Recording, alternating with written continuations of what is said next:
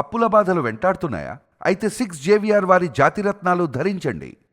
Right, break news వస్తున్నాం. మనం TV screen పై software Tejaswini కేసులో బిగ్ ట్విస్ట్ జరిగింది. తేజస్విని ప్రాణాలు తీసుకున్న చెరువుగట్టు దగ్గర రావి చెట్టుపై పిచ్చి రాతలు దర్శనమిచ్చాయి. నువ్వు నాతో ఎప్పటికీ ఉంటావని ఊహించుకున్నా, కానీ నువ్వు ఇలా మధ్యలోనే వదిలేస్తావని అనుకోలేదంటూ తేజస్విని కోల్పోయిన తన ప్రియుడు రాసిన మాటలు ఇప్పుడు కలకలం రేపుతున్నాయి. ఇప్పుడు ఆ ప్రియుడు ఎవరైనా దానిపై పోలీసులు ఎంక్వైరీ చేస్తున్నారు. ఇప్పటికే సాఫ్ట్వేర్ తేజస్విని కేసులో అత్యంత విచిత్రమైన ఘట్టం ఇప్పుడు వెలుగులోకి వచ్చింది.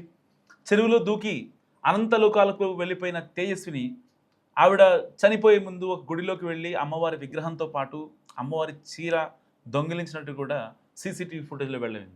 సో ఇప్పటికీ స్టిల్ ఆ విగ్రహం కోసం అసలు ఆ చీర ఎక్కడన్నా కనిపించే అవకాశం ఉందంటూ కూడా పోలీసులు వెతుకుతున్న పరిస్థితి. అండ్ తేజస్విని తన క్లాత్స్ విప్పేసి అదైతే అంటే వివస్త్రగా మారి ఆ సమీపంలోని గుడికి వెళ్ళి తర్వాత ఏదైతే ఆ సీసీటీవీ ఫుటేజ్ విజువల్ బయటకు వచ్చిన తర్వాత చాలామంది ఒక కన్క్లూడ్కి వచ్చారు. అంటే ఈ కేసులో ఆ అమ్మాయిని ఎవరో వేధించారు, సో దానికోసమే ఆ అమ్మాయి బాగా ఎక్స్ట్రీమ్ అయిపోయి ఇలాంటి డెసిషన్ తీసుకుంది అని. సో కొన్ని డాట్స్ మనం కనెక్ట్ చేసుకుంటే, సో తాజాగా అంటే ఇన్నాళ్ళు అవుతుంది, సో ఇన్నాళ్ళ నుంచి ఒకే ఒక క్లూ ఏంటంటే, ఏదైతే ఆ అమ్మాయి లాస్ట్గా డిసప్పియర్ అయిన ప్లేస్ నుంచి రావి చెట్టు దగ్గర నుంచి ఆ యొక్క చెరువు పక్కన ఉన్న రావి చెట్టు అరుగు మీద నువ్వు ఇలా వెళ్ళిపోతావని ఎక్స్పెక్ట్ చేయలేదు అనే మాటలు ఇప్పుడు చాలా కలకలం రేపుతున్నాయి. అంటే వాస్తవానికి పర్టికులర్గా అదే ప్లేస్లో ఉండటానికి సంబంధం ఏంటి? ఎందుకంటే ఎక్కడి నుంచో వైజాగ్ లాంటి ఒక ప్రాంతం నుంచి ఎక్కడో ఆంధ్ర నుంచి వచ్చారు. అండ్ ఇక్కడ పర్టికులర్గా ఫిరాజీగూడలో ఉండటానికి అండ్ ఏదైతే వీళ్ళు మళ్ళీ హోమ్ స్టే తీసుకోవడం, ఒక రోజుకి 3,000 పెట్టి ఆల్మోస్ట్ పర్ మంత్కి 1 lakh అవుతుంది వీళ్ళ ఖర్చు ఓన్లీ. అంటే even including food and maintenance మొత్తం వాళ్ళు వేసుకుంటారు, ఒక పీజీ లాగే. కానీ ఒక సపరేట్ ఇల్లు ఉంటుంది అనమాట. సో ఇలాంటి నేపథ్యంలో చాలామంది వాళ్ళ అమ్మని కూడా అనుమానించారు.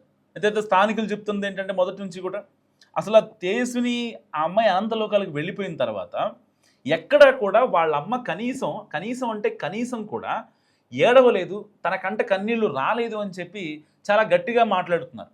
ఈవెన్ స్థానికులు వెళ్ళి ఆ అమ్మాయి ఏదైతే చనిపోయిన తర్వాత వాళ్ళ ఇంటికి వెళ్ళి మాట్లాడినా కూడా ఎక్కడ కూడా వాళ్ళ అమ్మ అంటే ఆ యొక్క బాధ అనేది ఆ యొక్క అంటే కన్న కూతురు నన్ను వదిలి వెళ్ళిపోయింది, మరి ఇప్పుడు నాకు ఎవరు తోడు ఉంటారు, ఇన్ని రోజులు ఆ అమ్మాయి శాలరీతో బతికాను, లేకపోతే ఆ అమ్మాయి అంటే చనిపోయిందనే 1% బాధ కూడా ఆవిడలో కనిపించలేదు. ఈవెన్ పోలీసులు కూడా అదే మాట చెప్తున్న పరిస్థితి. అంటే ఇప్పటిదాకా ఏమనుకున్నారు, వాళ్ళ అమ్మకి ఏదన్నా అంటే ఆస్తి సంబంధాలు కావచ్చు, కొన్ని వివాదాలు కావచ్చు, ఆ విద్వేషాలుగా మారి ఈవిడేమైనా చేసిందా అనే కోణంలో కూడా చాలామంది ఆలోచించున్నారు. కానీ కట్ చేస్తే వాళ్ళిద్దరి మధ్య భేదం ఉన్నది అనే వివాదాలు ఉన్నాయన్నది ఎంత నిజమో, ఇప్పుడు ఇతను ఎవరో రాసిన అయితే ఆ పిచ్చి రాతలు ఉన్నాయో, సో వాళ్ళిద్దరి మధ్య ఏదో గొడవలు ఉన్నాయి. అంటే ఆ గొడవల వల్లే ఆ అమ్మాయి అనంతలోకాలకు వెళ్ళిపోయింది అనేది ఇప్పుడు ప్రాథమికంగా నిర్ధారణ చేసుకుంటున్న పరిస్థితి. సో మరి ఇలాంటి నేపథ్యంలో సీసీటీవీ ఫుటేజ్లో నిజంగా ఆ అబ్బాయి ఇంత బాధపడుతున్నాడంటే, సో ఏదో ఇన్నోసెంట్ అన్న అయి ఉండాలి, లేదంటే అతను ఎక్స్ట్రీమ్గా ఉండే అవకాశం అయి ఉండాలి. అతన్ని సేవ్ చేయడం ఎలాగూ ఈవిడ అనంతలోకాలకు వెళ్ళిపోదామని ఫిక్స్ అయిపోయింది కాబట్టి అతన్నైనా సేవ్ చేద్దామని ఏదైతే కొన్ని ప్రూఫ్స్ ఉన్నాయో వాటిని అరెస్ట్ చేసిందా? ఎందుకంటే దాదాపుగా 4-5 రోజుల క్రితం ఎప్పుడైతే అంటే ఇలాంటి ఎక్స్ట్రీమ్ డెసిషన్స్ తీసుకునే వాళ్ళ మైండ్ సెట్ ఎలా ఉంటుందంటే, అంటే యాజ్ పర్ సైకాలజిస్టులు చెప్పేదాని ప్రకారం ఏంటంటే, ఆల్రెడీ వాళ్ళు ఒక ఎక్స్ట్రీమ్ డెసిషన్ తీసుకున్న తర్వాత అంటే ఏదర్ హ్యాంగ్ కావచ్చు, ఏదైనా అనంతలోకాలకు వెళ్ళిపోవాలి అనే ఒక డెసిషన్ తీసుకుంటే వాళ్ళు అందరితో చాలా హ్యాపీగా సాఫ్ట్గా మూవ్ అవుతారు. అప్పటిదాకా ఓవర్ థింక్ చేసిన వాళ్ళు ఎవరైతే ఉంటారో, అప్పటిదాకా ఎవరితో మాట్లాడని వాళ్ళు ఎవరైతే ఉంటారో, ఒంటరిగా ఉండాలి అనే వాళ్ళు ఎవరైతే అనుకుంటారో, వాళ్ళు కనుక అంటే నలుగురితో మాట్లాడి వాళ్ళు హ్యాపీగా ఉండాలంటే యాక్సెప్ట్ చేసేసి ఇక నేను అనంతలోకాలకు వెళ్ళిపోవాలి, ఇక నేను ఉండలేని ఈ భూమి మీద అని ఎప్పుడైతే అనుకుంటారో వాళ్ళు అందరిలో కలిసిపోతారు. సో ఈ అమ్మాయి కూడా తేజస్విని కూడా సైకాలజిస్టులు చెప్తున్న దాని ప్రకారం అందరితో కలివిడిగా తిరిగింది, వాళ్ళ అమ్మతో కూడా మాట్లాడిందంట. సో అంతకుముందు కొంచెం ఇబ్బందిగా ఉండేది. ఒక పక్క అమ్మాయి సాఫ్ట్వేర్ జాబ్ చేస్తుంది అండ్ ఒక MNC కంపెనీలో, సో ఇక్కడ ఫిరాజ్గూడ నుంచి గచ్చిబౌలి వెళ్ళాలంటే చాలా లాంగ్ అవుతుంది. ఎదర్ మియాపూర్ కానీ మాదాపూర్ కానీ ఇలాంటి ఏరియాస్లో ఉందామని చెప్పి ఆ అమ్మాయి అనుకోవడం, అండ్ దానికి సంబంధించి అప్పుడే హోమ్ స్టేకి ఆల్మోస్ట్ ఏదైతే 2 నెలలు రెంట్ ఒకసారి కట్టడం. ఎందుకంటే పర్ మంత్ దానికి ₹1,00,000 అనమాట. సో 2 నెలలకి ఉంటామని చెప్పారు. 2 నెలలకు సంబంధించి 2 లక్షలు ముందే అంటే డబ్బులు కట్టేశారు. అండ్ దాని తర్వాత అక్కడ నుంచి ఈఎంఐ ట్రయల్స్ చేసుకుంటుంది. అండ్ మియాపూర్ వెళ్ళి అక్కడ రూమ్ చూసుకోవడం, ఇలాంటివన్నీ త్వరగా జరిగిపోతున్నాయి. కానీ సరిగ్గా మరి ఆ 2 రోజుల్లో ఏం జరిగింది? సరిగ్గా ఆ అమ్మాయి అనంతలోకాలకు వెళ్ళిపోదామని ఫిక్స్ అయిపోయిన తర్వాత ఆ అబ్బాయి ఎవరు అనేది ఇప్పుడు ఆసక్తికరంగా మారింది. ఎందుకంటే ఈ కేసులో ఇన్నాళ్లుగా ఆ అమ్మాయి అసలు ఎందుకు అంటే క్లాత్స్ లేకుండా ఎందుకు తిరిగింది, అసలు గుళ్ళోకి వెళ్ళి అమ్మవారి నగలు కావచ్చు, అమ్మవారి విగ్రహం కావచ్చు, ఇవన్నీ తీసుకుని వెళ్ళడానికి కారణం ఏంటి, ఇంకేమన్నా క్షుద్ర పూజలు జరిగాయి అనే కొండలు కూడా చాలామంది మాట్లాడుకున్నారు. ఈవెన్ ఎక్కడైతే వాళ్ళు ఉంటారో ఆ స్థానికులు కూడా ఒకటే చెప్పారు. సో అమ్మ కూతురు ఎవరైతే ఉన్నారో వీళ్ళిద్దరు ఇంట్లోకి వెళ్తే తలుపేసుకుంటారు తప్ప అసలు కనీసం బయటికి కూడా రారు, ఎవరితో మాట్లాడరు. అంటే గట్టిగా కేకలు వస్తూ ఉంటాయి, అరుపులు వస్తూ ఉంటాయి వాళ్ళ ఇంటి దగ్గర నుంచి మాట్లాడుకున్నారు. అంటే చూస్తే అంటే వాళ్ళు చెప్పిన దాని ప్రకారం అండ్ ఈవిడ కళ్ళంటి నీళ్ళు కూడా రాని ప్రకారం మనం మాట్లాడుకుంటే జనరలైజ్గా మాట్లాడుకుంటే సో వాళ్ళిద్దరి మధ్య ఏదో సంథింగ్ ఇష్యూస్ ఉన్నాయి. ఆ ఇష్యూస్తోనే వాళ్ళు అక్కడి నుంచి ఇక్కడ రావడం జరిగింది. అండ్ పర్టికులర్గా ఈ ఏరియాలో ఉండడానికి కారణం దేనికి అనేది కూడా ఇప్పుడు అర్థం కాని సిచ్యువేషన్. అండ్ కట్ చేస్తే ఇప్పుడు ఈ కేసులో కీలకంగా మారిన ఆ పిచ్చి రాతలు అయితే ఆ రావి చెట్టు దగ్గర కొన్ని పిచ్చి రాతలు రాశారు. మరి ఆ రాతలు రాసింది ఎవరు? నిజంగా ఒకవేళ అతను వాళ్ళ బాయ్ ఫ్రెండ్ ఎవరన్నా ఉండి అంటే వాళ్ళిద్దరికి గొడవలు అయినాయి కాబట్టి అతను అక్కడే వెళ్ళి రాస్తే ఆ అమ్మాయి ఆత్మ శాంతిస్తుందని చెప్పి రాశాట, లేకపోతే ఇంకేమన్నా జరిగిందా అనే కోణంలో కూడా ఇప్పుడు పోలీసులు విచారిస్తున్నారు. సో స్టిల్ ఇప్పటికైతే ఏదైతే అమ్మాయి తీసుకెళ్ళిన అమ్మవారి విగ్రహం కావచ్చు అండ్ అమ్మవారి చీర కావచ్చు ఎక్కడా కూడా దొరకలేదు.